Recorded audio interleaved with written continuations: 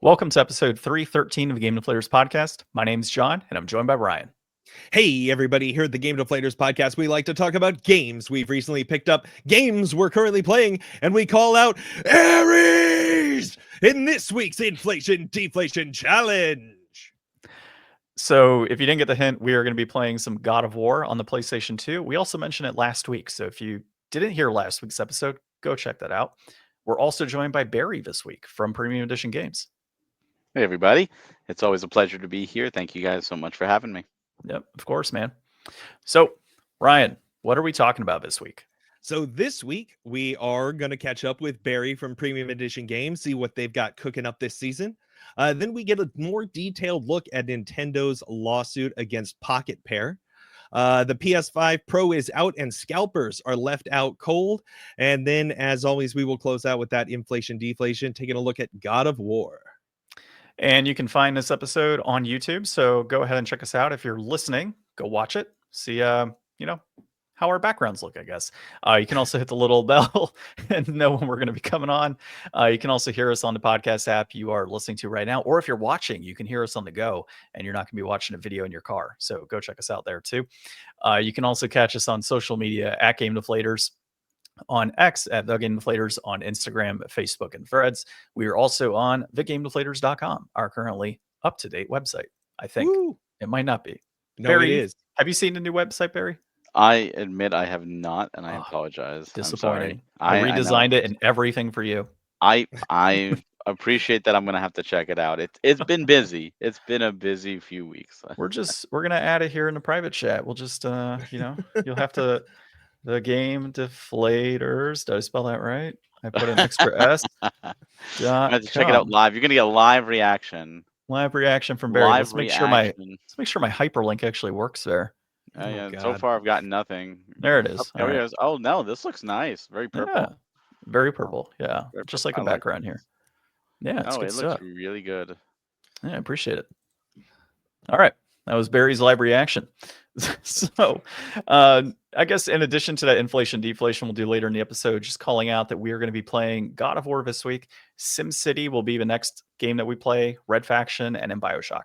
So that's what you get to look forward to. But now, slate pickups. Speaking of SimCity, pickup SimCity 2000.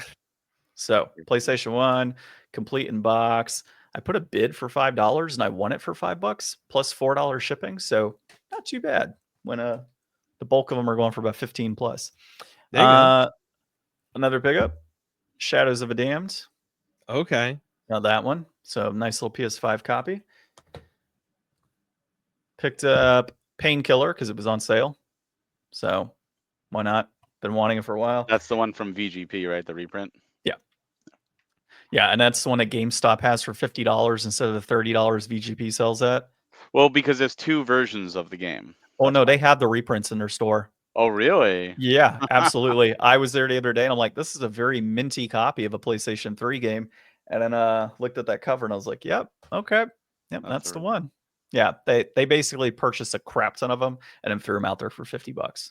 Yeah, and then I got this one. This is pretty cool. Away, the survival series. So interesting, like when I could not find it anywhere. There was one copy on eBay. No, not even that. It was Mercari. I don't know the name.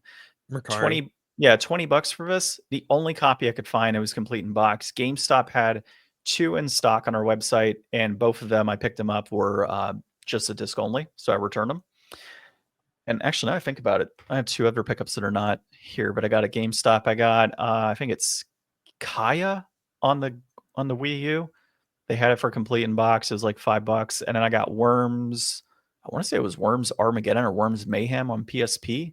They had a complete in box copy. So I had my $5 credit. So it came to like $5 or $6 to get the 2 of those. We've never played a Worms game, have we? Yep. I think we have. Have we? I don't know. Maybe. If we haven't, we should. We should do Worms Week or Worms Month. God, Worms too much worms. Yeah, too There's much. a Worms collection on the Switch. You can just play that. Oh yeah, it's true. And we just do that. Yeah.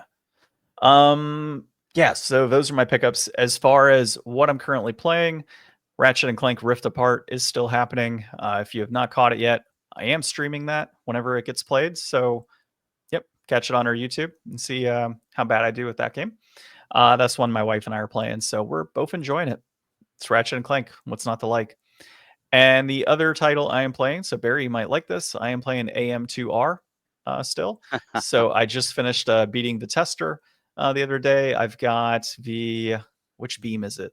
I forgot the name of the beam. One of the beams that can pierce enemies, the shields. beam? So what's that? The wave beam? No, the wave beam is the one that waves. This is just like in addition to the beam, it allows it to pierce enemy shells. That's the idea of it. I don't know. It's Metroid. I mean, there's not the way I kind of look at it. There's not a ton of story with those. It's just kind of go through and play, at least in my experience. But I'm enjoying it. So it's pretty good. Good graphics, and appreciate the work that somebody did to make that happen. Did you So. play Samus Returns on the 3DS? Not I yet. was gonna say, curious. Which one you enjoy more, the official or the unofficial? What about you? I think they're both really nice. AM2R is more homage in the sense of like the 2D, and Samus Returns is like the 2.5. But I think Mercury Steam did a great job, and I think the only thing holding Samus Returns back is that it's on the 3DS. And it plays great. 3D looks good, but Circle Pad works. But I feel like if that was ported to like the Switch with an actual analog, I think it would be great. And thinking of Metroid Dread, like just using that to port, and it's possible. I mean, it's still Mercury Steam, so it's very likely that they could do that. So I this can't imagine that they particular won't at some point cash in on that. this just particular for a bigger version, audience. the one I'm playing, this is Community Edition. I don't know if that's different. I've heard it's a different AM2R, the one I'm playing. No, I don't know. only play the original. Yeah, I'm not sure, but either way, I like it. It's not bad. Using a PS5 controller, so it's kind of weird to be playing Metroid on a PS5 controller, but definitely enjoying that. So, Ryan, kicking it over to you. What do you got? All right. So this week, not a lot of real pickups. I am still into Pokemon TCG Pocket. Checking that one out, Barry. Oh, I love it. I play it every day. All right, I got to Multiple get times a day. your Fred code after this, but I'm up to level 17. I've got Wow. 176 out of the 226 set. I have 432 cards in my collection at this time. I've done like a bunch of like cash in for flair on some cards. I've opened 99 booster packs and I've spent $0 so far. And now I doubled down because I have an iPad, and I was like, you know what? When the trade feature comes out, I can trade with myself.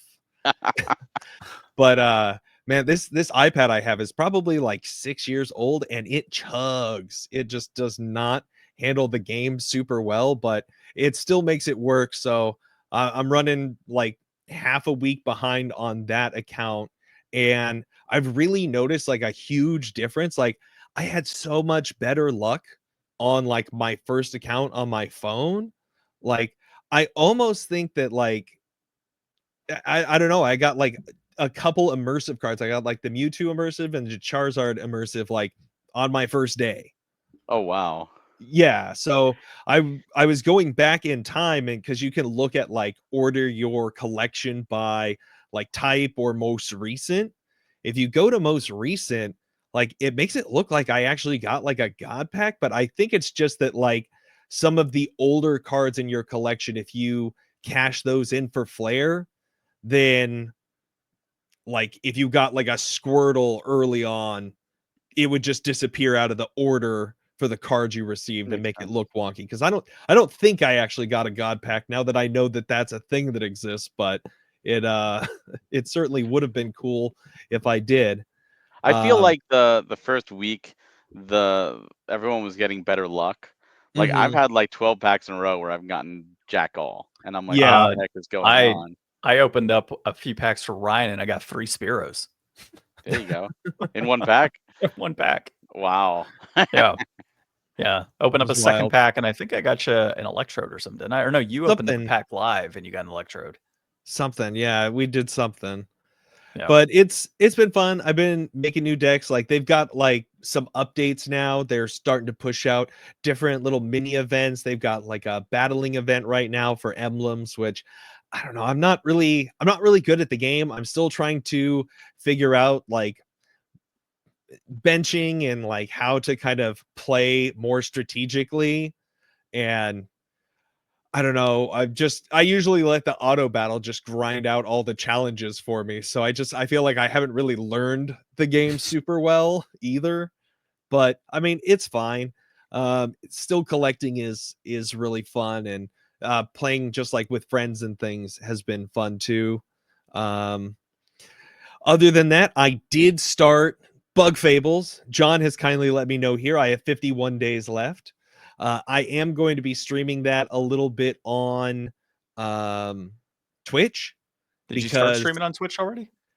Yeah, because like so the Xbox won't natively hook up to YouTube to stream. So I have to stream on Twitch and then export that Twitch video to YouTube, and then I gotta upload it to our channel. So it's gonna be a process. But I played like, I don't know, maybe an hour, maybe an hour and a half. I don't remember. I'm still in chapter 1.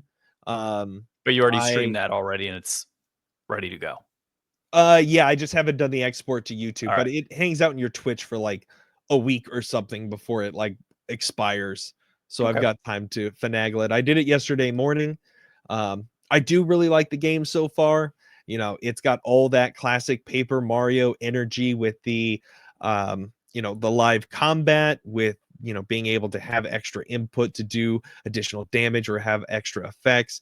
It has that same kind of charming like 2D 3D art style that I love. It even has like the same little like transition peg like at the edge of a map with like this little zigzag pattern like I remember from Paper Mario 2. So it's pretty good.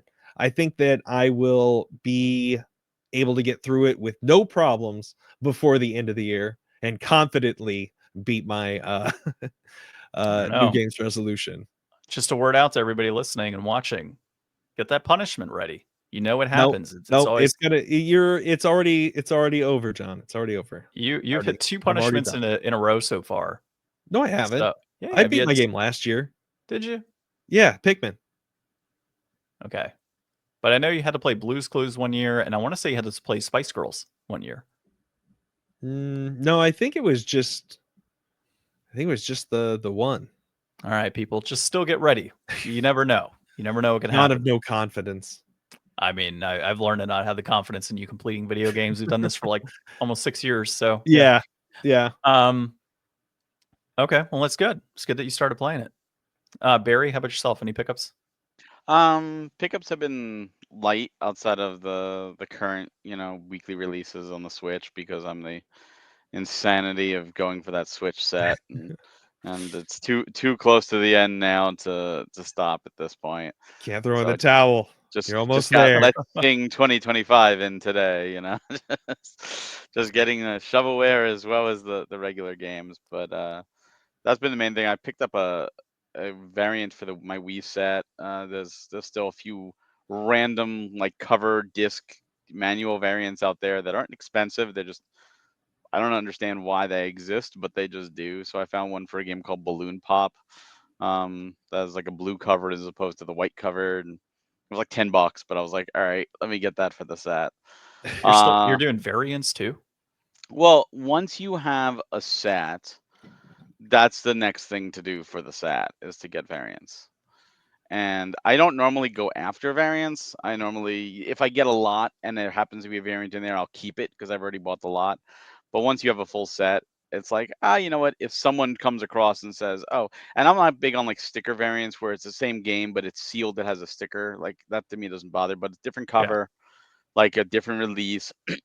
Even if it said like Best Buy version on top and that's actually printed on the inlay, then I'll go for it. But A, it has to be cheap, and B, I'm not going to just go for it unless I've got the full set or I'm going for a full set. But it's a dangerous rabbit hole. I did that with Switch, and I have boxes of just variant covers for Switch. Literally, just I have no room on my shelf. It's just boxes of variant covers of ones that are already on the shelf. Very, very dangerous and expensive. So I do not recommend going for variants. Just be happy with what you have. But when they're cheap, it's interesting. No difference in the game, to my knowledge. But it was like, all right, I'll go for it. So that's mainly my pickups. I've been doing Pokemon Trading Card Game Pocket as well. I'm really enjoying that. Mario and Luigi Brothership is what I'm in the middle of right now. and That looks I'm so enjoying that. good. Yeah, I can see where some people say it's a little slow, and there's a lot of exposition, but it's an RPG, so that comes with the territory. I think the combat is fun. I think the worlds are fun. I think they don't overstay their welcome. There's a lot of islands, but they're like little bite-sized levels, and I like that. I can appreciate the speed of it. You don't have to do the side quest, but they even tell you like when a side quest is about to expire if you continue the story. Again, I like things like that. They show you on the map exactly, here's the NPC you need to talk to. Love it. There's no wandering around. It doesn't take long, so I'm having You fun. played I'm in all the the second. series? Yeah, yeah, I've but heard it's people are frustrated that like when you're using Luigi, you don't select with B. so that is that threw me off to start with, but it's not a deal breaker. You do Okay. everything else with B. It's just you select with A and B cancels. So the select and cancel is still the same. That's it. Everything else is you still do with B, B and Y. But it's if that's your deal breaker, that's the hill you're gonna die on, then that's really really weird because it's only when selecting in the ring. That's it. Everything Mhm. else is B. So it has thrown me off sometimes where I push A instead of B when doing the jump, and I'm like, oh, because I was already on the A button, but it's not that bad. But yeah, I'm in the second grade lighthouse right now, in the middle of it, so I want to say I may be halfway through the game, but just I'm enjoying what I'm playing. Just did a series of a couple games because this was like the craziest holiday season for games I'm actually interested in. I just did Metaphor, which is fantastic, fantastic game. I just did Ease 10 Nordics. Love the Ease games. Highly recommend that game. I just did Life is Strange Double Exposure. I How'd know you some like people that? loved My it. wife's big on those, but I heard Loved it. that a lot of people weren't into like some of the things because isn't it like a different studio that's kind of taking over a continuation of the same character's story? So it's a different studio than the studio that made Life is Strange 1 and 2. It's Deck 9, but Deck 9 did Before the Storm and True Colors. Mhm. Oh, So Don't Nod has moved on and they're doing other things. So Deck 9 has taken over since Life is Strange 2 ended. So this is the third Life is Strange game under their belt. The biggest criticism I've seen has to do with Chloe. The people will share online. There's a screenshot of this is what happened with Chloe, and it's an A or B choice, and people are really really mad about that because they want to see Max and Chloe there. I'm trying to be as vague as possible because I do not want to spoil Life is Strange. But if you beat Life is Strange 1, you know that that ending was amazing and that very much has two very different outcomes. So to continue on that, it's very hard to do. You almost have to do two completely different games. So what they did is they did the smartest thing they could do outside of doing two completely different games is that you can pretty much still continue it. They just put her out of the story temporarily. But it's people are harp at that one decision which is determines which ending you did in Life is Strange, and they go that's what they put her to a footnote, and that's far from the truth because the journal talks about her. She constantly has messages from her. She's constantly reminiscing about her. There's voice clips of like or audio clips of previous conversations. She's very much a character, and their relationship is very much present. You have to get past one line, and that's the internet today. You share one screenshot, and everyone jumps on it without seeing the whole context. Is the game perfect? No, there are still some mysteries that I felt were left unresolved, but I did enjoy where they were going, and I enjoy what they're setting up. They're setting up what I wanted to see from Life is Strange, which is pretty much like a team up. It's like everybody, in this world with superpowers and like bring them together, mm, and like a they're like, oh, heroes. the heroes, yeah. Like there were no mentions about Life is Strange 2 Daniels or no mention of Colorado or anything, but I can imagine that coming in the next game and bringing all the protagonists together, and I think that would be really cool. I mean, Life is Strange 2 had 4 endings, so obviously they're gonna have to try and do something. But it's like Infamous. If you ever played Infamous and then Infamous 2, for Infamous 1, that the endings are two very different things, and they looked at the trophy list, and more people picked the good ending. So Infamous 2 counts the good ending as canon, which I was upset about because I thought the evil ending was way more interesting. Um, it almost feels like they're gonna have to go in that boat because they just they diversified it so much with these choices. But I did enjoy it. It's a quick play. I think it's like 5-6 hours I went through it. It's 5 episodes, but they flow. It's like watching a TV show. So I did that. I did Sonic and Shadow Generations that just came out. I did the Shadow Generations part too because that was new, and they still can't get 3D Sonic controls down. It's still janky. Whenever you have to slow and do like meticulous platforming, it never feels right. I don't know why. But I got through it and enjoyed the story. It's short. Again, it's probably like a 5-hour thing. Yeah. And I've been playing Vampire Survivors lately for review for Yeah. Nintendo Fuse because they caught Castlevania and the Contra DLC came out. So I did the Contra and I'm halfway through Is the that free Castlevania. DLC? No. Okay, But I it's didn't think cheap. it was gonna It's be. like a couple bucks. Yeah, I want to get that. I love me some Vampire Survivors. I haven't played in a while or like nearly unlocked everything at all, but it's just like it's one of those great games to just kind of like go in and it's got like actual like secrets and stuff. It's like so fun. It's interesting. I didn't play Vampire Survivors until I got it for review. So I'm reviewing it. But I played a lot of Scarlet Tower, which is one of the games we put out at Premium. And Scarlet Tower is just so much better. like, just there's so much more to it. And Vampire Survivors feels very bare bones. There's a lot to it. It builds on it, and obviously Vampire Survivors came first. And like the Castlevania, the Contra is really cool to have, but it's more of the same. I mean, it Yeah. doesn't change up. The adventures don't change up the gameplay. You're still doing that. You're just doing different objectives in the maps. And Castlevania, instead of doing an adventure, it's just one giant map. So you got to go through in your first run, you got to try and beat the first boss to get the key. And then the key opens up a portal so you can go to another part of the tower or the castle and you keep going through. But I also feel like the Castlevania stage doesn't give you a lot of like boss. There's a lot of bosses in the map for you to go attack, but it doesn't give you a lot of spawned bosses to get chests because of that. So if you're not actively going and spawning those bosses to get chests, it's very difficult. So So you gotta like really be like running around and hitting that timer. oh yeah, and that 30-minute timer comes on you really quickly when you're not paying attention. But it's fun. Do I recommend it as a Castlevania and a Contra fan? Yes, I think it's fun. They're side adventures, but I've been having fun with that. But there will be a full review coming soon on our website and on Can't our wait to see YouTube, it. Nintendo Fuse. But yeah, that's mainly what I've been playing, and there's a host of other games still in my backlog and more coming out. This is a crazy, crazy holiday season. Anyone who says there's no games has the worst taste possible because there's something for everybody coming out this holiday. I'm Oh already scouting yeah. those Black Friday deals. Oh yeah, I mean, this Dragon Ball had a new game, Sparking Zero. Dragon Age had a new game. Dragon Quest 3 is what next week gets the remake. It's so many Oh, that games. Yeah, looks so good. Dragon Quest 1 and 2 get their remake in Next 2025. year, you Yeah. got Fantasian, the new game or the Apple Arcade game, but the from Final Fantasy creator is coming to consoles in December 5th. Like, there's so many good games out right now. Yeah. Romancing Saga 2 just had a great remake that is fantastic. This, then that's just like in the past month. Zelda, Mario Party just came out. He did that too. It's so much. Yeah. Yeah, Lot it's coming out. flooded.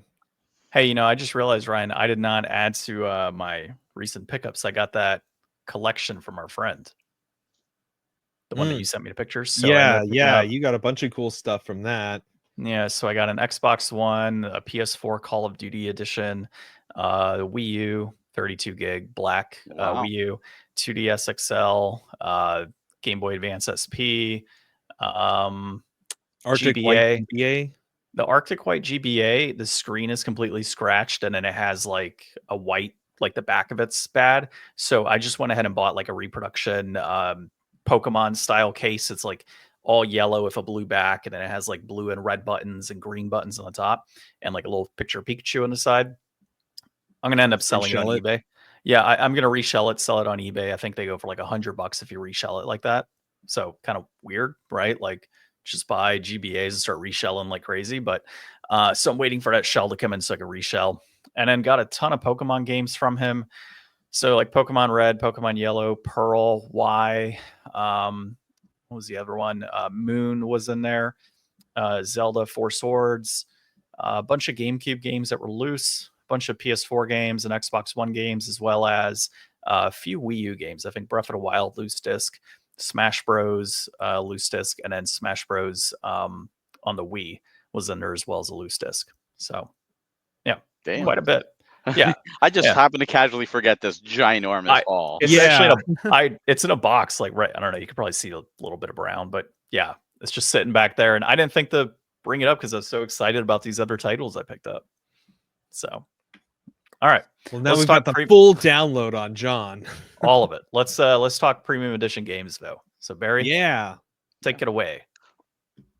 Yeah, so the past few months of my life have been busy in secret working on this wonderful direct that our good editor Dan from Console Wars put together, and he did a great job. And we're happy to have a Series 10. I mean, Switch Series 10 is incredible that we hit that far.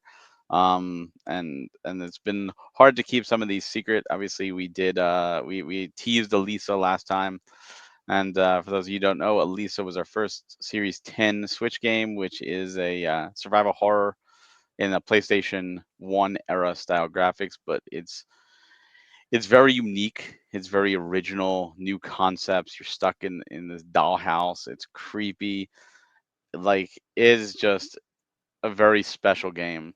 And we're honored to be working with Casper Crows and Top Hat Studios to bring this out. And it's doing really well thus far. And we'd love to see the attention. You know, it's a Halloween game. It was our Halloween game for the year. And perfectly, we launched it right before Halloween. And yeah, everyone was excited. They kept, when is Elisa coming? When is Elisa? Any news? I'm like, direct, coming, soon. Just patience. So we got that out, and then a second game that we showed off, which was never shown to anybody, which was Arcade Tycoon. And Arcade Tycoon is this. It's pretty much lets you live your dream of making your own arcade. It's something that I've always wanted to do, and I know other gamers have too. And when I played this to test it, I was blown away by the amount of customization and detail, in the sense that you could you start off, there's sandbox mode, which you can just play as you want, and there's story mode. And the story mode, you start off in your garage, just like most people would have to start. They don't have a lot of money, start in the garage, open it up to the public, and then you slowly build to better and better venues. But you, like, if you want a food vendor, you can't just, I'm going to put a hot dog stand in this public place now. You need a food license. So you have to earn up enough money to purchase a food license to then have a vendor there, which obviously will attract more people. And same with drinks. And then you could do, different things like promotions. You could run like a 25%, you said it, 25% off, tokens this week, or, trying to drum up more business, but that costs money. So you gotta, you actually get printouts of like all the money in your financials and stuff. And it's really, really cool that it lets you go that level. You can set a machine. If people are complaining that a machine is too expensive, you can make it cheaper. If it's too hard, you could lower the difficulty. You could raise the difficulty. You have to hire people to like clean the bathrooms and make sure you have a mechanic, because machines break down sometimes naturally due to play, which is real. Sometimes people get frustrated and they kick the machine and they get electrocuted, and the machine, starts catching on fire, and the mechanic has to come take care of it. Then there's crazier things like aliens will come down and start taking your machines and stuff like that. It's just fun. And there's over 400 different machine types you could put in there. There's other things besides arcades. There's, like skee ball and other types of air hockey. Different activities. Is there like a And prize corner? use a prize corner. You could do, yeah, you could do like a crane game. You could just have fun. That you could just go ham in sandbox, or try and do the story and build up. You could take loans from the bank, to help you out, and then you pay it off. And I mean, it's very real life, but it's also, kind of lets you test drive your dream and see if your dream. A lot of people say, I would love to do this, and then they get into it and go, wow, this isn't what I expected. This is costing me money, or this isn't as fun, or not what I pictured. So it kind of lets you do that, but with a fun arcadey twist. And we wanted to celebrate Series 10, so we were talking with the developer, and because all the games and they're naturally, they're just like Viper and aliens and stuff. Like, there's no real licenses. Like, they can't put a Mario game in there, and Nintendo would come right after them. So we said, wouldn't it be great if we could celebrate Series 10 by having some games from our past actually be arcade cabinets? And talked with a lot of our previous devs that we've worked with, and they were completely on board. So our physical is only going to be on the physical. Is going to be exclusive. It's 14 different arcade cabinets from our past, as well as a few guest machines that are actually there. Games like God Shark Chronicles and Camp Sunshine and Super Blood Hockey, and stuff like that. Cathedral, they're in there, so you can decorations and everything. You can make your own premium arcade. And actually have like the legit games. It's just something cool, something to celebrate. You don't have to buy any of those games. You could buy, put it whatever you want in your arcade. But we just wanted to do something really fun to celebrate, and we thought that would be a neat idea. That's So so that's cool. exclusive. Yeah, I think so. it's I was it's always a fan of Zoo Tycoons, so the yeah. second So I there you go. saw Arcade Tycoon, I was like, yes, Yeah, that's exactly. a definite. And then obviously, I mean, I already revealed Sim City. SimCity, right? So like, it's all that's I play Factorio, SimCity, so I've always enjoyed that style of game. So to see it as arcade, I'm like, yeah, this is totally up my alley. Totally. And there's a huge audience for that. And with something we like to diversify the games we put out in the different genres. And we don't have something like that. So we said, oh, this would be a perfect thing. It's up the alley for gamers, especially retro gamers, owning an arcade. Uh, let's do it and let's celebrate. So we're happy to be working with them and doing that. And that goes up as of this recording tomorrow. So it goes up Monday the 11th. So if this goes live after that or on Monday, whatever, Oh no, if you're listening to it right now, go check out the website. oh, Do a there you go. pre-order. Yeah. It's up. So go get it. So that was our second game, and then our third game which is another surprise. We didn't announce this prior. Was Turbo Kid, and Turbo Kid was a Kickstarter a couple years ago. It is a sequel to the cult film from the mid 2000s, same name, Turbo Kid. It's like a dystopian future. It is a Metroidvania. You play as the titular Turbo Kid or as side character Alice. You can play as either of them. You ride your BMX. It's a Metroidvania with a BMX, which is just so cool. Tons of aliens, tons of creatures, tons of combat. You will die. You get build yourself back up, stats, the whole 9 yards. Is the artist is from the comics that worked on the game. The composer is from the movie, worked on it. Like it's the writer is from the movie and the comics. Like they brought the whole team back for this game, and that's why they went to Kickstarter. And it was a success there, and it was wonderful to be able to say, hey, let's continue that on the consoles. And because it's already on Steam, it's coming to consoles shortly. But again, like all of our games, we want it to be perfect. That goes up for pre-order in a couple weeks, and just a lot of people have been asking us, when's another Metroidvania? Like we diversify, but one of our biggest early successes was with Metroidvanias, Robot Named Fight and Cathedral and Phenotopia, and it's like we got more coming. We do have more coming, and here we go, bring it back to Metroidvania, and so we hope that this series pleases everybody in that sense, or at least the majority of people. We think it's a fantastic series, and what a way to cap off the first 10 series. And there's mega packs on the website, premiumeditiongames.com, so you can just get them all if you want them all.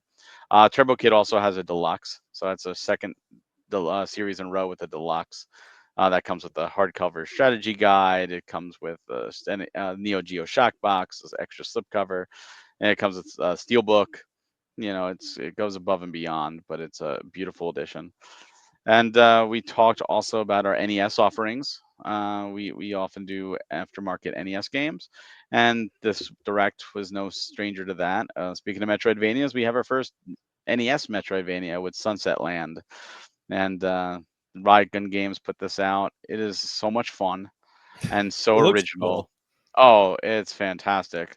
And it blew us away. Like, there's not a lot of Metroidvanias on the NES, obviously, because Metroid's there and Castlevania's there, but they were in their infancy.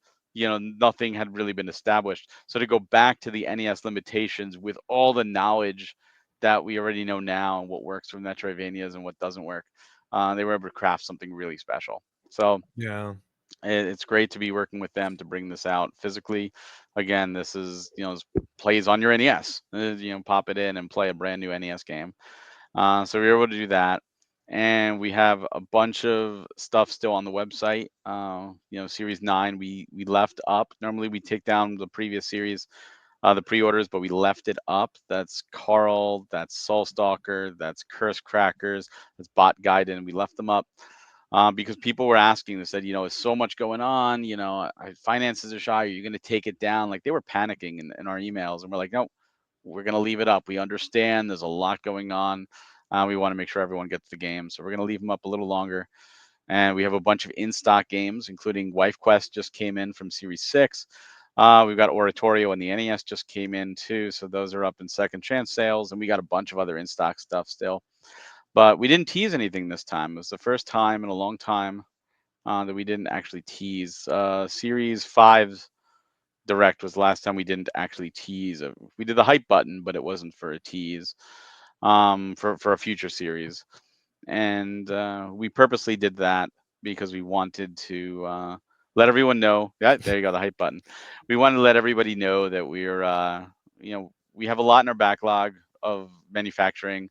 We got hit with 2 games back to back with Series 6 and 7 that were unfortunately not ready for us to manufacture at the time, which was Super Dungeon Maker, which is now in manufacturing.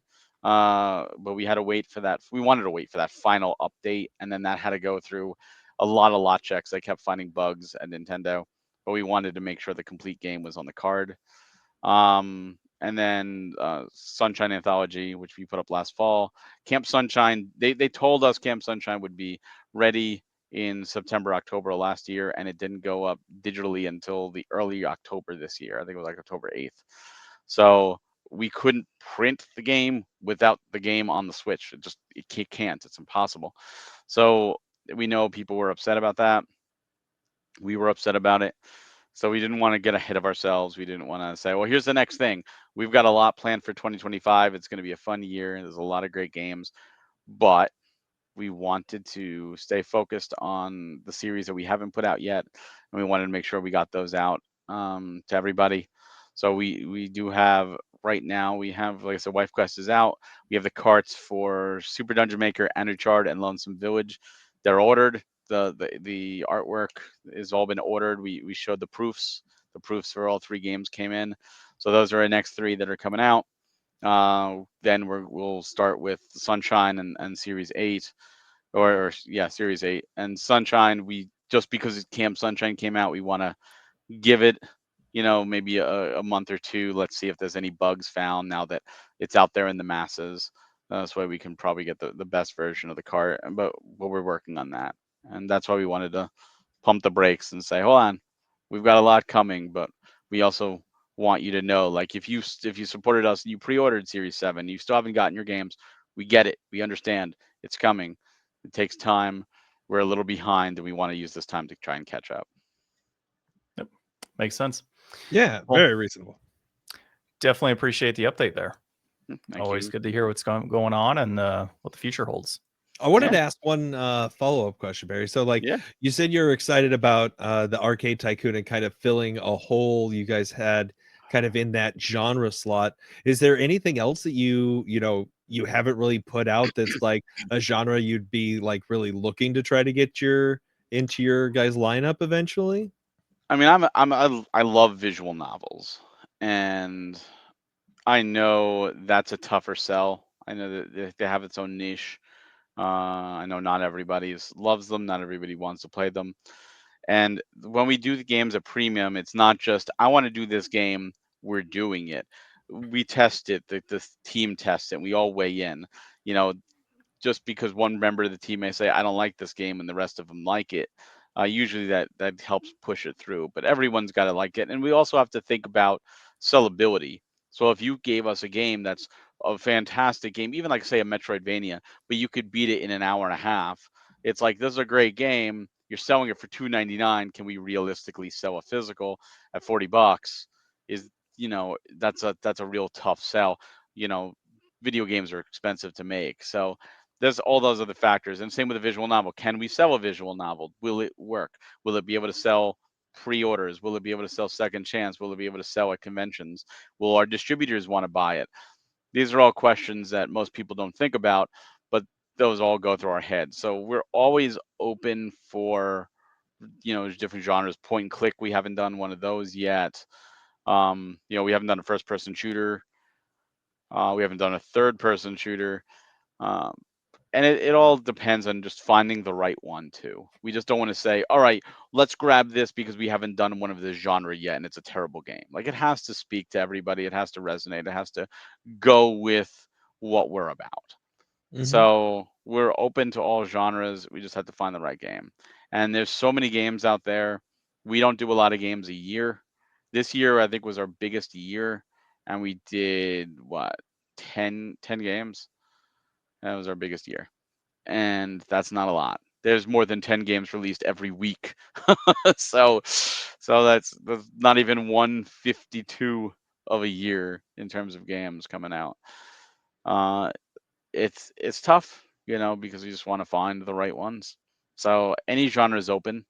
We just have to be able to market it and sell it, and we have to enjoy it. And we think our audience specifically, is going to like it. And you know what? Even the games like Arcade Tycoon, our audience could say, like, this isn't what I wanted, and it doesn't do as well. But even if it doesn't do as well in pre-orders, there's still second chance sales, there's still distributors, there's still like conventions. And I think like Arcade Tycoon is going to do great at conventions. Go in there, you have a retro community already. Oh, you want everyone to own your own arcade? Boom. And obviously there's an audience for that type of game. So we'll see. I mean, anything's in the books, but we were able to do something fun with Arcade Tycoon, which helped because we were able to do something unique, something exclusive to the physical, and a way to celebrate. And some people may not care. They may be like, I don't give a crap about your company, so whatever. I don't like the celebration doesn't mean anything. But at least, being able to do it and being able to make it happen, I think is really cool. And hopefully the developers that we work with like seeing their games there because they approved it and they're happy with the results. Well, congratulations on 10 series so far. Yeah, Series X. Series X, yeah, so Switch Series X. This was actually my 10th direct that I've written. Well, 10th direct I've written that have aired. I actually wrote 11. One never got to market. The lost episode. The lost episode, yeah. Yeah, One of these days, I'm gonna put out the script. I'm just gonna be like, here's the lost direct that never. We got one of those. I legit don't know where it is. No, I know where the script is. It just was never recorded and done. Gotcha. Well, diving into, I guess I was gonna try and tie in loss of lawsuit. I guess it kind of works. So Nintendo patents have been revealed as far as that whole lawsuit with Pocketpair is concerned. So this is through The Verge, and really, I mean, no surprise here. I think we've kind of known this would be the case. When the lawsuit or when the patents were revealed. But the three patents that evidently Nintendo is finding issue with Pocketpair are the action of throwing a ball to capture a creature, the targeting methodology in trying to capture a creature, and then mounting a creature for the grand total of 5 million yen, I think is what it was, or $66,000 US. So that's what's come up. I'm kind of curious what both of you think on these patents. I get, like, in the Japanese side of business, these patents were filed after Palworld was released. So that's one big argument people have had. But in Japan, you're able to edit existing patents, and that's what they're doing in this case. They have filed in the US, but obviously the game's been out for a while. The likelihood of it passing in the US as an official patent is pretty slim. But just looking at these patents in general that they have issue with, I can understand the like Pokeball and like the sphere that you have in Palworld. I can get that. But aiming a ball to catch something and then mounting a creature, I mean, mounting creatures has been a thing since, I don't know, medieval times, right? So I'm just trying to figure out, like, what probably, yeah, exactly. Well before that too. I'm sure a caveman out there tried to ride a bear. So, I'm trying to figure out, like, why they probably threw rocks at it too. They did. They probably did throw rocks, and they had to aim it too. So, like, this is such a broad list of patents by Nintendo, and just the total of it being $66,000. Like, I think the idea is let's try and get them to fight this in court, expend millions of dollars, and then when they lose, they have to change it anyways. But this is only in Japan right now. And even if they win in Japan, it doesn't necessarily mean it's going to be a victory in the US, a victory in like Brazilian court, Russian court, the UK, etc. So and God knows it's not going to pass in China, right? I So wonder if maybe this is just like everybody expected something from this. Like everybody was like, Nintendo has to do something against Palworld, and maybe the shareholders thought so too. So Nintendo is saying, all right, what can we do? And they're just putting it out there because, like, obviously this is not enough money to really do anything. These seem like, you know, pretty tenuous ideas to really stand up and say, like, well, this game that was in development with these things before, you know, you changed the laws after the fact. um it just seems all like maybe, you know, they're just trying to save face. They're just trying to say, you know what, we did what we could, shareholders, and, you know, we'll just have to do better next time, but at least we tried. it's possible. Barry, any thoughts? Yeah, so I think there's a lot of unknowns. You know, when Palworld was first revealed, everyone was expecting lawsuits from Nintendo. Everyone. Nintendo, Pokemon Company, we're gonna get it. A lot of people still think Nintendo owns Pokemon. I mean, it's the Pokemon Company. Nintendo is only a third of it. Yeah. Nothing happened. And you're right, could have been the shareholders like pressuring them, saying we need to do something, you need to do something, you need to do something. And you know, so what do we do? What and it almost feels like grasping at straws. Let's just do something to appease the shareholders. Let's just do something because, you know, when they didn't do anything for so long, everyone's like, well, they're safe. You know, you're safe. Nothing happened already. And now suddenly this happens. And the unfortunate thing is, in the public eye, at least the outspoken public eye, it looks bad on Nintendo. And it could, if not already, damage reputation between Nintendo and the company who puts out Pocketpair, you know, that puts out Palworld. And that sucks because it would be really cool to see Palworld on the Switch or the Switch 2. And will that happen now? It's still a possibility. I mean, Pocketpair wants money and they're going to need money, you know, to pay for this. But I feel like they could have handled this differently, both companies. I feel like they could have just handled this differently, and hopefully they do. Hopefully they settle out of court and they settle in a way that it's kind of like one of those where it's like, all right, you know what? Instead of paying us this money, you know, put it on the Switch 2 and put exclusive stuff, and we're instead of taking the usual 10 or 20% or whatever Nintendo will take on a game on the Switch, we're going to take 25 or 30% or something like that, and use it as a money making opportunity. Hopefully, you know, something like that. I don't think Or anyone just would care. buy them. Just buy them out. Well, that's actually one of the arguments that's come up with this is that this wasn't even occurring apparently, and Sony came in and started backing them because now it's on PlayStation, right? And there's more of Sony putting their foot into this, right? As far as partnering with Pocketpair. So a lot of that could be Nintendo trying to stifle any sort of, Well, you know, I mean, Sony's still competition at the end of the day Yeah. for Nintendo. yeah, So they trying to go multimedia with it? Like, isn't oh, Sony they are. doing like their development side for like films, toys, and like series and animation? I think I read something that they're trying to like go multimedia with this. And I mean, obviously Pokemon is the big name on the block and always really will be, but I mean, no matter what the quality of Pokemon is, it always prints money. But these shareholders can't be too deaf, I would imagine, to like the very, very vocal complaints over the last couple of generations of Pokemon. And it's like, yeah, everybody still bought it, but like everybody loves to poke at how, you know, not modern Pokemon is and how much they really should look in another direction. And here's Palworld giving them everything they want. So like there's really a critical moment here where Nintendo has to like put up or shut up. Yeah, and some of it I think is, you know, one of the reasons this was such an issue as well, because it's almost honestly like a slap in the face to a Pokemon Company and Nintendo, where something, you know, like Ryan said, they've been producing these games that are people have compared it to PlayStation 2 graphics for some of the more recent stuff. Not saying that that's obviously exaggerated to some extent, but then you have Pocketpair do exactly what the people want. What excuse do you have, Nintendo? Now we got to put more money towards development costs and things of that nature to make Pokemon comparable to Palworld. So some of it honestly feels like a sticking it to Pocketpair as well for kind of showing them up. Well, I mean, that's always a big thing. And Nintendo, like a lot of Japanese companies, they're very frugal. They only want to spend money when they have to spend money. And like a lot of people have said, well, Nintendo, why don't you buy this company or that company? Because there's the big acquisitions with Microsoft and Sony. And we've seen the ugliness of that with how many people were laid off with Activision when Microsoft bought them. Just recently, Sony bought Firewalk Studios, made Concord, shut down Concord, and then shut down Firewalk Studios.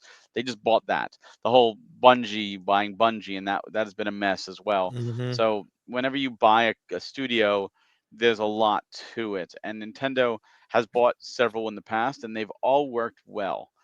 But Nintendo picks and chooses. And if a studio, for example, Mercury Steam, we're just talking about Mercury Steam. Mercury Steam's been working on Metroid games. When they've done two thus far, they've been great.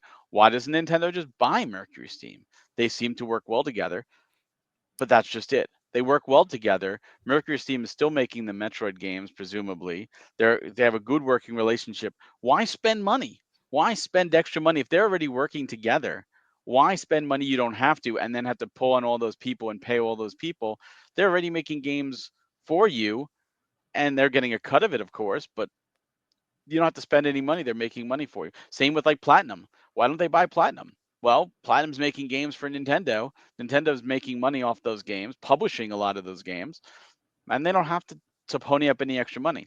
So with Pocketpair, could Nintendo buy them? Absolutely. They've got the money. Will it make the money? Potentially. But like I was suggesting, what I think they'll do is do something along the lines of let's get a working relationship. You keep independent, you put the game on our system, and we make more money off of it. We make it lucrative for you. We Yep. do something where we can make money, and that doesn't cost Nintendo anything. So if Nintendo says put it on the Switch and the Switch 2, and you handle that, you publish that, and we're just going to take 30% of the revenue. 30% of the revenue. They sit back, they don't put any money out, and they just collect 30%. And people buy a Switch for Palworld, or they're playing Palworld on their Switch. Nintendo win right there. And So Yeah.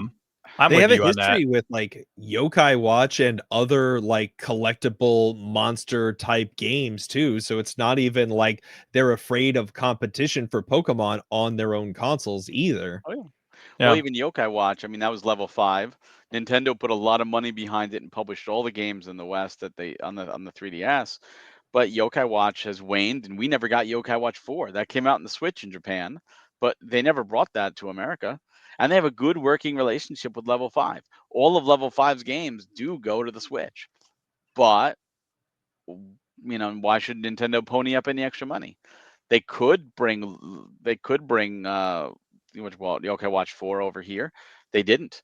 They are also not telling Level 5, you can't find somebody else and do it, because a lot of games are published by different companies in different regions. I mean, Capcom did like Grand Theft Auto in Japan for a while. It's a lot of weird things that have happened. I mean, Breath of Fire was a Square title that was brought over by Capcom originally here, but it's a Square title. So we've seen that before. It all depends on what Nintendo wants to do and where they feel their money's well spent, and honestly what the shareholders, they listen to the shareholders because you have to. And a lot of shareholders truthfully have no idea about what they own. They buy a Yeah. stock and they just want to see it go up, and they want Mhm. short gains. They don't think about the long game. They're in it and they're going to be out as soon as it goes up. So if they're saying, oh well, we see on internet the comparison, we should do something about it because I want to protect my Nintendo stock, and they put pressure on the higher ups, that very well could lead to things like this. And the fact that it's so little, like the amount of money is so little compared to, I mean, the one kid with an emulator they got for millions of dollars, like that kid is screwed. And here you got a company 66,000. It's like Yeah. so little. It almost feels like we're doing this because we're forced to, but we really don't Mhm. want to. So we're just doing this to appease them. We're so sorry, but that's why we did it a little bit. That's why we're trying to please everybody here. Yeah, I think you're right. I think ultimately they will probably settle this outside of court, and then we'll see a situation where it gets released and Nintendo takes a bigger cut, whatever it may be. So, but speaking on losing money, Ryan, your article, it's up next. Yeah, so PS5 Pro scalpers may be losing money on the console, but they're still making a profit on disk drives. This is by Issy Vandervelde at Games Radar. So the PS5 Pro, it's out. It's okay. It does a little bit better on some things, and some people say that you can't even tell unless you have like at least a certain size TV and a dark room with no glare, and it's got to be kind of just right. So I don't know. It didn't have the anticipation, and most people I think felt it. A lot of the people I listened to had been saying this as well for a while now. Like the PS4 Pro had a lot going for it. There was definitely a desire for that system, but for the price tag and for what we've been able to see, especially from outfits like Digital Foundry and stuff who go so in depth, it could be negligible. Like definitely if you have a PS5, it doesn't seem like the upgrade is something you need to clamor for. I'll probably wind up getting one just because I don't have any PS5 console, but I may wait for a bundle that comes with a stand, or it to come down in price a little bit, or something. Who knows? But at this point, they are still on shelves, and scalpers who bought a bunch in anticipation, they're kind of losing out here. So it's been reported, especially in like the UK, some eBay listings here, just going for retail, some going for under retail. Sometimes you're charging just enough more that you're gonna still have to pay shipping, and the selling website is going to get their cut, so you might even not get what you invested in. So it's a great blow to scalpers, and I mean, it sucks. It sucks rooting for people to not do well, but I mean, they chose their lot in life. They knew what they were getting into when they decided to buy up all of these game consoles and deny people. So Yeah, whatever. ultimately they're going to be losing at minimum if they're selling it like at cost, right? Or not at cost, but like at retail, they're going to lose 10, 12% on the sale of that console, and they're going to have to ship it, right? So you're looking at probably $100, maybe more, automatically lost just on that alone. So Oh, I'm man. excited about it. I think it's great. Screw them.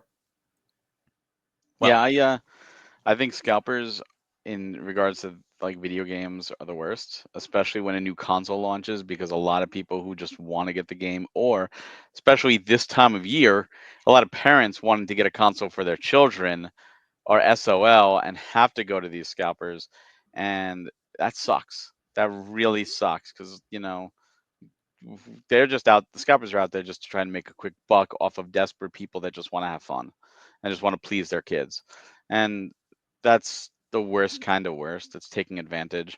So I love that they're getting taken, and I hope they leave the video game industry and move on to something else, like almost anything else.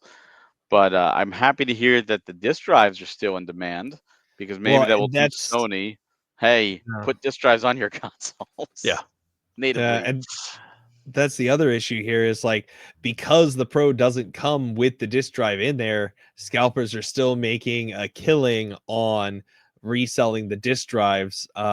They did cite in here some crazy guy on eBay has one listed for 500 euro for just the disk drive. Well, And and then you could take out the disk drive from an existing PS5 and use yeah, that, and it would be cheaper. yeah, exactly. That's what they say in there. Just get yourself one of the slim ones that comes with the drive. Pull that off, and there you go. Then you get two PS5s and a disk drive. Exactly. No, Yeah, and works the out. whole separating disk drive thing is bull anyways, because that also does requires like a connection to the internet. So when you put it on, it needs to be paired. In the future, when the servers are down, you won't be able to put new disk drives on Pros anymore. But I Wow. mean, yeah, it's bad. Same with the Slim. You won't be able to put new drives on the Slim because it needs to connect to the internet, at least the first time. But yeah, I mean, look, when the Pro was announced, it was a laughing stock. It was way too expensive. Required, if you wanted the disk drive in the stand, you're looking at over $800 or around $800 plus tax. That's insane for a marginal upgrade.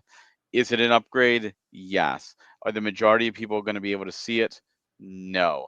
I've seen some people say like, "Oh, Final Fantasy VII Rebirth looks so much better. It almost looks like PS6." That fine. That's one game. That's great. And if you've already beaten the game, like so many of us have already done it, are you going back? There's so many other new games. Who cares? Well, For the that's with people. the trailer. They didn't show off like anything worthwhile. It's like, here's these 4-year-old games you're gonna play again, Yeah. I guess. Well, and I Yeah. just saw a comparison. It was Horizon Zero Dawn. It was like the remaster on a PS5 Pro compared to the PS4 Pro, and I'm just like, I kind of like the PS4 Pro better, Yeah, actually. I do too. Yeah, The PS4 Pro also had one other thing going for it, over the PS4, is when it launched with the PSVR. yeah, And it enhanced the VR capabilities because it was a more powerful system. So a lot of people who bought PS4 Pros, myself included, also got the VR that day, and they got it so that they could have the best VR experience that they could. The PSVR 2 for the PlayStation 5 is virtually dead. Sony's not doing much with it. They're getting it to PC and like trying to like save it, but it's not doing well. And yes, the PS5 Pro should make the PSVR 2 run better, but they're not marketing that. And it's over a year later, year and a half later, or whatever, since the system came out. No one cares. And it's a hard pill to swallow, $700+ if you already have a PS5. Like I'm a big collector. I play my PS5 all the time. I didn't get a Pro because I play my PS5 and it looks great. yeah, Will I get a Pro down the road for a collection? Probably, but not anytime soon. I'd rather put that money and save it for a PS6 because all the games look great on the PS5 or the Switch 2, which is coming next year as well. So it's really asking a lot. The Sony diehards are going to buy it, but clearly because of the scalper thing, the demand isn't there, and people just banked on Sony having demand, and they don't. Not yep, anymore. PS5s are readily available. yep. As a cheaper alternative to just do Much PS5 cheaper. over Pro, yeah. So, Exactly. And yeah, and you have to have a bigger enough TV and like you said, a more powerful enough TV. If you're still playing on like a LED 1080p, why bother? You're fine. Even if you have a Yeah. 4K TV, you're probably still fine. You're not going to notice it. yep, totally agree. All right. Well, games that we will notice a graphical difference on, God of War on the PlayStation 2 is our inflation deflation. Look at all these good segues into different areas. So this was developed by Santa Monica Studio, published by Sony Computer Entertainment. It was designed by, I cannot believe that you misspelled David Jaffe's name. What are you talking about? You put an A at the end there. You almost got me, Ryan. It's an E Oh at the no, end. I changed it. It just didn't update on your side. Yeah, it says Jaffa. This is not New Zealand. It was released in March of 2005 and is an action adventure hack and slash. Reception was around a 9 out of 10 when it came out. Rightfully so. Ryan, what is, for anybody that's never played this and has lived under a rock their entire life, what is God of War about? Yeah, so in God of War, Kratos is saved by the titular God of War Ares in a moment of loss on a battlefield, and he vows to become Ares' servant. And after doing that for a while, losing everything that he loved, Kratos decides, you know what, I'm going to go on a huge quest of vengeance across the ancient world, battling huge monsters, big set piece bosses, and become the new God of War myself. So this is one of my favorite games. We decided to just kind of pick some games that we liked that we wanted to play, instead of just kind of randomly pulling stuff off of John's shelf this time or going with a theme month or whatever. And I haven't played the original in a number of years, but I think it was on the podcast because I think I was playing all the originals, getting ready for the new one to come, or the relaunch God of War, and I still haven't beaten that one. But Wow. It's so yeah, good too. I know it's probably my favorite game ever that I've never finished. But it's God of War is definitely of like a different time now. Like it's got a lot of that, mid 2000s kind of like coming off of the 90s, like angst, angry teenager, drinking Mountain Dew kind of energy. And it's still a ton of fun. I mean, it really opened up, at least for me, these kind of like bigger set piece type, like battles and interactions. And like when you first go to the desert and you find like the Titan Kronos, and you're like, okay, well, I guess this game all takes place on this guy's back. That's pretty nuts. And the scope of this world has just grown so much with all these titles. And seeing where it all started, this is definitely a game I think one day we'll probably see like a big remake of. And I would be very impressed to see like somebody take this and do like maybe not a remake, but maybe like a more of a remaster, and like really kind of give it some more oomph and kind of bring some of those ideas that have been more fleshed out in the newer titles to something like this again. Yeah, so I think for me, revisiting this was definitely nice. It had been years and years since I played it. Obviously, a rental back when I was younger is when this actually happened. But the combat system, there's a reason that combat system is maintained throughout the entirety of the franchise, right? So I've always enjoyed combat with Kratos. I would say the boss battles, having the like quick time events tied to it, is always a blast as well. It really kind of amplifies the overall experience of what you're seeing in God of War. Um, and then, for me, like graphics are still pretty good on this game overall. I don't think that they're terrible. They did obviously have the PS3 releases that came out, but I do agree, like a remake of this, I think would be fantastic just to get from a current gen perspective this game. It's still great. It still holds up today and it's still worthwhile of a play. But I would like to see it, kind of redone. Or at Barry, least available. yeah. Barry, I'm assuming this is one that you played in the past as well. Yeah, I didn't play this when it came out in the PS2. It just it didn't catch my attention, and the sequel came out and it didn't either. But the third one started to, and I was like, all right, you know what? Maybe I should check this series out. So when I got my PS3, because I got it late, I got it with the 1 and 2 remastered, Yeah. and that's the ones I played. So I played the remaster, and I loved it. I thought it was great. It definitely took me by surprise. It was like the action combat was just fantastic. The gore was great. The spectacle, and like you said, it's full of the angst. It was full of the like angry teenager emo kid, like, and the story was heartbreaking too. What happened to his wife and child, and like that was very adult. That was very, you know just tear jerking, and I loved how they pulled in so much of the Greek mythology into every aspect of the game. All the different gods that were helping or hurting, and the different artifacts and the different places, just literally ripped from Greek mythology. I just thought that it was something special, and it was ahead of its time in that regards. Well, and it's interesting. We were reading a little bit in advance. They actually pulled the gameplay and the style when it was created. They were saying, well, let's do Onimusha, but with Greek mythology. Was That kind of makes the sense. approach they took. And then I was reading more into like the engine they used, and we've played Kinetica here on the podcast, but they actually used the Kinetica engine, funny enough, to kind of help build this game, which I didn't realize. But now that I kind of look at that, I'm like, that makes a lot of sense actually, if that's what they utilized for it. You haven't played Kinetica, I'm No, assuming? I have not played Kinetica. Take a look at it, just like at some point, watch a video, and you'll kind of get the idea of like when you see him like swinging around his blades and such, and a lot of the movement. I can see where the Kinetica comes in. It's a racing game where like they had wheels for arms and legs, and they do different acrobatic tricks and such in the Oh, air. that's cool. That Yeah, makes sense. yeah. See, and now you're talking about like remaking this game or remastering. I mean, I would just like to see the PS3 version, the remaster brought like just do it like a God of War Saga on the PS5 with 1 Mhm. and 2, 3. Put Ascension there, put the Ghost of Sparta and all the PSP games, and just put everything in a collection. I think that would be great. I have a love-hate relationship with remakes.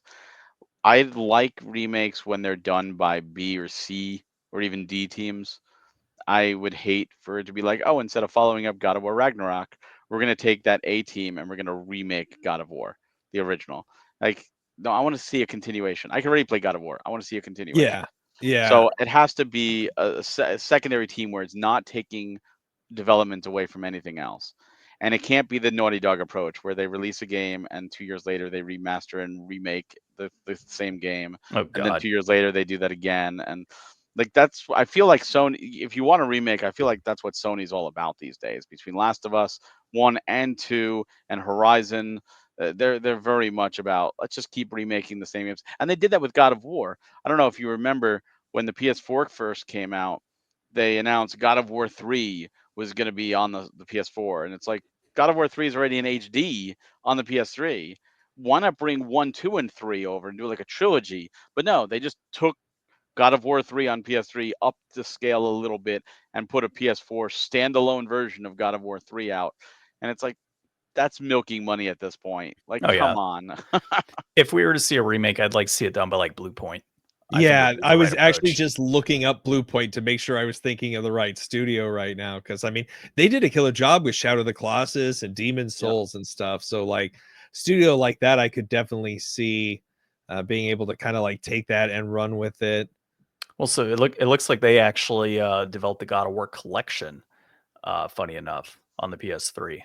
Yeah, And So like, they've yeah, basically. so that team's familiar with it, and it looks like they supported God of War Ragnarok as well. okay, So they're familiar, right? So it would make sense, I think, for that team to do it. I'm all for that. But looking at the brass tacks of this game, a complete in box is going to be $13.76. It peaked at $15.54. Ryan, you don't have the dates here, so I'll let you look oh that up. But the price is currently trending down on that. A loose copy will run you $8.83, and at its highest point, that was at $19.99, also trending down in price. You can pick up right now that collection we've been flagging for $13.99 on PS3. I'm assuming complete in box is what you have on that. Uh, to me, that's the right approach, right? I don't think there's a necessity unless you're trying to fill out your PS2 collection and go for like the entire North America complete set. Buying it on PS3 makes the most sense to me to get both 1 and 2 for the same price point. So, What about the Vita version? I mean, They did 1 and 2 collection on Vita as well. I mean, it's I don't have the price here for that, but you know what? I would assume that the price might be much higher anyways in the PS3 Yeah, version. it's not the best version either of Yeah. it, but it's just funny that that got the Vita. Did you get those dates, Ryan? no, I closed the tab. All good, all Yeah. good. Well, you can look them up on online for anybody interested. So, I think if we were to look at it from, it's hard to say like inflated or deflated on something like this, just because there are collections that are out. I would probably have to say it's inflated only because you can get those collections on the PS3. Ryan, Yeah, thoughts?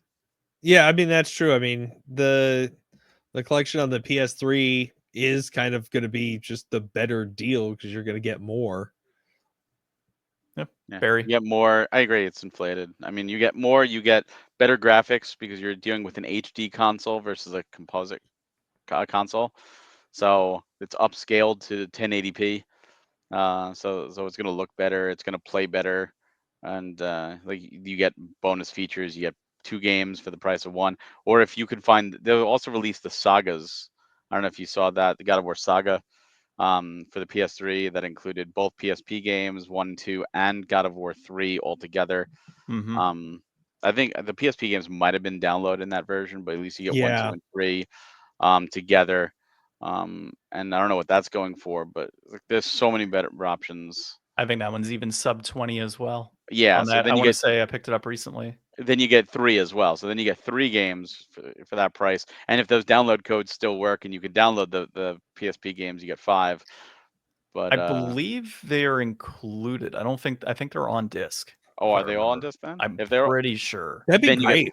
I 5 haven't played games. it yet. My wife was playing it because she dove into the God of War series. So I have to check my shelf. It's I'd have been to ask been a her. while Yeah. since I've looked. But if you get all 5, then the PS2 version's heavily inflated at that point. Yeah, for sure. Yeah. Plus the PSP versions. All right. Well, sounds like we are inflated this week on God of War. But finishing off the episode here, Barry, can you remind folks again where to find you and where to get those games? Sure, you can find me on Twitter, Blue Sky, and Fuse at Hawk Hellfire. Same across the board. You can find my work at Nintendo Fuse at nintendofuse.com and youtube.com/NintendoFuse and all social media outlets at Nintendo Fuse. And you can find all the latest Premium Edition games at premiumeditiongames.com. You can check out our direct over on our YouTube page for Premium Edition games. Just search on YouTube. And you can find us on all social media platforms at Premium Edition Games, except Twitter at Premium Edition 1. Appreciate that. Well, this has been episode 313 of the Game Deflators podcast. I'm John. I'm Ryan. And I'm Barry. And thanks for listening.